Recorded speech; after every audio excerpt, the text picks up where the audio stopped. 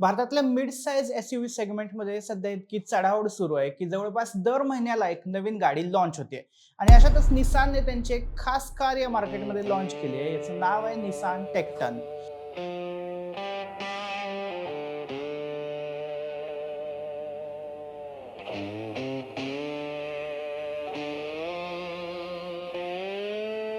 या सेगमेंटमध्ये आधीपासूनच क्रेटा, डस्टर, ग्रँड विटारा अशा गाड्या आहेत. अशात मग निसानची नवीन गाडी किती इफेक्टिव्ह ठरते, या गर्दीमध्ये ती हरवून जाईल की आधीच्या बाकी सगळ्या गाड्यांचा बाजार उठवेल, आणि गाडीचे फीचर्स आणि किंमत काय आहे, हे सगळं आपण आजच्या व्हिडिओमध्ये पाहणार आहोत. पण व्हिडिओला सुरुवात करण्यापूर्वी चॅनलला सबस्क्राईब करून घ्या. मी सुदेश आणि तुम्ही पाहताय टेक भारी. सगळ्यात आधी आपण किमतीबद्दल बोलूया, कारण तुम्ही लोक काही शेवटपर्यंत व्हिडिओ बघत नाही. निसान टेक्सटेनची किंमत 10.49 लाख म्हणजे 10.5 लाखापासून सुरू होते. ही बेस व्हेरियंटची एक शोरूम किंमत आहे. टॉप व्हेरियंटची किंमत ही 18.59 लाख म्हणजे सुमारे 18.5 लाखांपर्यंत जाते एक शोरूम. एकूण 6 व्हेरियंट्स आहेत: Vijaya, Vijaya plus, ॲसेंटा, S कनेक्टा, Tekna आणि टेक्ना प्लस. या 2 इंजिन ऑप्शन्स मिळतात आणि ट्रान्समिशन कॉम्बिनेशन देखील वेगळे मिळतात. हे सगळं पकडलं तर टोटल 12 व्हेरियंट्स होतात. याचं बुकिंग सुरू झालेलं आहे आणि त्यासाठी 21,000 रुपयांची टोकन अमाऊंट भरावी लागते. डिलिव्हरी लगेचच म्हणजे 20 जुलैपासून सुरू होणार आहे.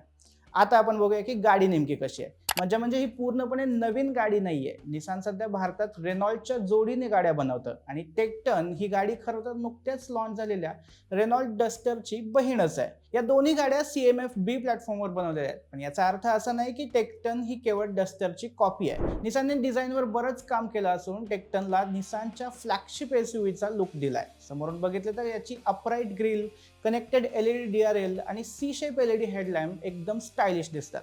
मागच्या बाजूला फुल विथ LED लाईट बार आणि कनेक्टेड टेल लॅम्प्स आहेत. तर साईड प्रोफाईलमध्ये 18 इंचांचे अलॉय व्हील्स आणि सी पिलरवर बसवलेले मागचे डोर हँडल्स गाडीला एक वेगळंच कॅरेक्टर देतात.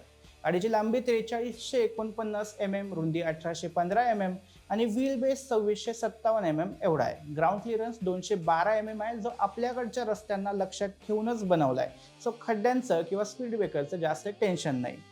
इंजिनच्या बाबतीत म्हणाल तर टेक्टनमध्ये 2 इंजिन ऑप्शन्स मिळतात. दोन्ही पेट्रोल इंजिन्स आहेत आणि दोन्हीही टर्बो इंजिन्स आहेत.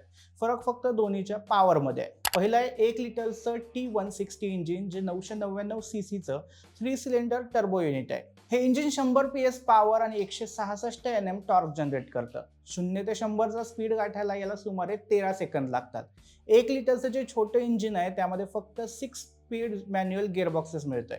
याचं कंपनीने क्लेम केलेलं मायलेज हे 19.4 किलोमीटर प्रति लिटर एवढं आहे. दुसरं इंजिन जास्त पॉवरफुल आहे. 1.3 लिटरचं T280 टर्बो पेट्रोल इंजिन, जे 1333 सीसी क्षमतेचं आहे. हे इंजिन 160 PS पॉवर आणि 280 Nm टॉर्क जनरेट करतं. यामध्ये 6 स्पीड मॅन्युअल किंवा 6 स्पीड DCT ऑटोमॅटिक असे 2 गिअरबॉक्स ऑप्शन मिळतात. मॅन्युअल व्हेरियंटला 0 ते 100चा स्पीड गाठायला फक्त 9 ते 10 सेकंदांचा वेळ लागतो. याचं मायलेज मात्र कमी आहे. 17.8 किलोमीटरचं मायलेज यामध्ये मिळेल असं कंपनीने क्लेम केलंय. DCT ऑटोमॅटिक व्हेरियंटला 0 ते 100चा स्पीड पकडायला 10 सेकंद लागतात आणि यामध्ये थोडं जास्त म्हणजे 18.5 किलोमीटरचं मायलेज कंपनीने क्लेम केलंय. एक गोष्ट लक्षात घ्या की रेनॉल्ट डस्टरमध्ये जो स्ट्रॉंग हायब्रिडचा ऑप्शन मिळतोय तो निसानमध्ये मिळत नाही.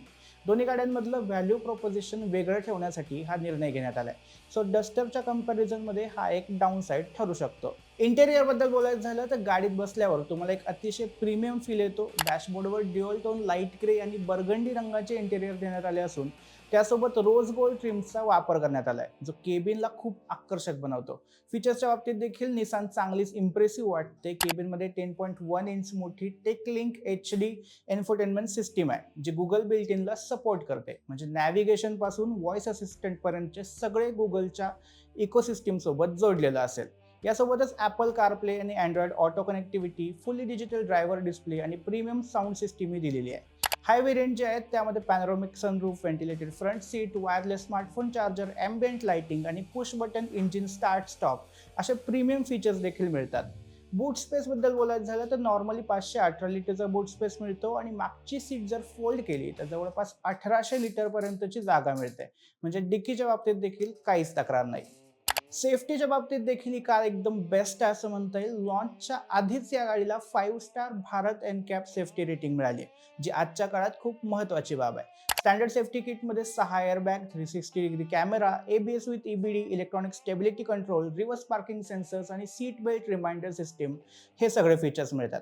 हाय व्हेरियंट्समध्ये लेवल 2 ADAS सूट देखील दिलेला आहे, ज्यामध्ये lane keep assist, adaptive cruise control, forward collision warning आणि ऑटोमॅटिक इमर्जन्सी ब्रेकिंग असे ॲडव्हान्स फीचर मिळतात. एकूण सेफ्टी पॅकेज बघता टेक्टन आपल्या सेगमेंटमधल्या टॉप गाड्यांच्या तोडीस तोड उभी राहते. आता सगळ्यात महत्त्वाचा प्रश्न, ही गाडी कुणासाठी योग्य आहे? टेक्टनचं टार्गेट ऑडियन्स खूप वेगळं आहे. जर तुम्ही पहिल्यांदाच मिड साईज SUV घेत असाल आणि बजेट लिमिटेड असेल, तर बेस विझिया व्हेरियंट 10.49 लाखांना एक चांगला एंट्री पॉईंट ठरतो. यात तुम्हाला कमी किमतीत चांगल्या SUVचा रुबाब मिळतो. दुसरीकडे जर तुम्हाला परफॉर्मन्स आणि फीचर्स दोन्ही हवं असेल, तर 1.3 लिटर टर्बो इंजिन आणि DCT ऑटोमॅटिक असलेला टेक्ना किंवा टेक्ना प्लस व्हेरियंट योग्य ठरतो. त्याची किंमत मात्र 15 ते 19 लाखांच्या रेंजमध्ये जाते. फॅमिली बायर्ससाठी टेक्टनचा मोठा बूट स्पेस, ग्राउंड क्लिअरन्स आणि सेफ्टी फीचर्स खूप अट्रॅक्टिव्ह ठरतील. पण ज्यांना स्ट्रॉंग हायब्रिड टेक्नॉलॉजी हवी आहे किंवा जे लोक मायलेज बाबत जास्त प्रेफरन्स देतात, त्यांच्यासाठी रेनो डस्टरचा हायब्रिड व्हेरियंट किंवा टोयोटा अर्बन क्रुझर हाय रायडरचा स्ट्रॉंग हायब्रिड ऑप्शन जास्त परफेक्ट ठरेल. व्हॅल्यू फॉर मनीच्या दृष्टीने बघितलं तर टेक्टनची सुरुवातीची किंमत खरंच आकर्षक आहे. 5 star safety rating, turbo engine options, panoramic sunroof आणि ADAS सारखे फीचर्स 10-11 लाखांच्या रेंजमध्ये मिळणं ही निश्चितच चांगली डील आहे. पण एक गोष्ट लक्षात ठेवायला हवी की ही गाडी बेसिकली रेनो डस्टरचीच बॅज इंजिनियर्ड सिस्टर आहे. त्यामुळे मेकॅनिकली पाहिलं तर दोन्ही गाड्यांमध्ये फारसा फरक नाहीये. निसानचं भारतातलं डीलरशिप आणि सर्व्हिस नेटवर्क तुलनेने म्हणजे रेनॉल्टच्या तुलनेत मर्यादित आहे. हा देखील एक महत्त्वाचा फॅक्टर आहे. तेव्हा हे मुद्दे लक्षात घ्या. आता कॉम्पिटिशन बद्दल बोलूया, कारण टेक्टन ज्या सेगमेंटमध्ये उतरली आहे तिथे स्पर्धा खूप प्रचंड आहे. सगळ्यात मोठी कॉम्पिटिशन म्हणजे स्वतःची सिस्टर कार रेनो डस्टर, कारण दोन्ही गाड्या टेक्निकली जवळपास सारख्याच आहेत आणि किमतीही सारख्याच रेंजमध्ये आहेत. उलट डस्टरच्या तुलनेत टेक्टन खरं तर 50,000 महागच आहे. यानंतर या सेगमेंटमधली सगळ्यात मोठे लीडर्स म्हणजे ह्युंडाई क्रेटा आणि किया सेल्टोस या दोन गाड्या. टेक्टन समोर या दोन्ही गाड्या सगळ्यात मोठं आव्हान उभं करतील, कारण त्यांचा ब्रँड ट्रस्ट आणि सर्व्हिस नेटवर्क खूप मजबूत आहे. यासोबतच मारुती सुझुकीच्या ग्रँड विटारा आणि Victoris, Toyota Urban Cruiser Hyryder, Volkswagen Taigun, Skoda Kushaq, MG Astor, Tata Sierra आणि टाटा कर्व या गाड्या देखील थेट कॉम्पिटिशनमध्ये आहेत. इतक्या गाड्यांच्या गर्दीत टेक्टनला आपली ओळख निर्माण करायला वेळ लागू शकतो, पण अफोर्डेबल किंमत आणि दमदार फीचर लिस्ट यामुळे तिला एक स्ट्रॉंग स्टार्ट नक्कीच मिळेल. एकंदरीत बघायचं झालं तर निसान टेक्टन ही एक बोल्ड आणि एकदम कॉन्फिडन्सनी भरलेली अशी एंट्री आहे. भारतीय मिडसाइज SUV मार्केटमध्ये आकर्षक किंमत, स्टायलिश डिझाईन, दमदार टर्बो इंजिन आणि टॉप नॉच सेफ्टी फीचर्स या सगळ्या गोष्टींमुळे ही गाडी नक्कीच अनेकांचं लक्ष वेधून घेईल. पण रेनो डस्टरशी असलेलं साम्य आणि निसानचं मर्यादित सर्व्हिस नेटवर्क हे दोन मुद्दे खरेदी करण्याआधी नक्की विचारात घ्या. बाकी तुम्हाला ही कार कशी वाटली? निसान खरंच बाकीच्यांचं मार्केट खाणार का? तुम्हाला काय वाटतं हे कमेंटमध्ये नक्की सांगा आणि टेक मॅडीच्या YouTube चॅनलला सबस्क्राईब करायला विसरू नका.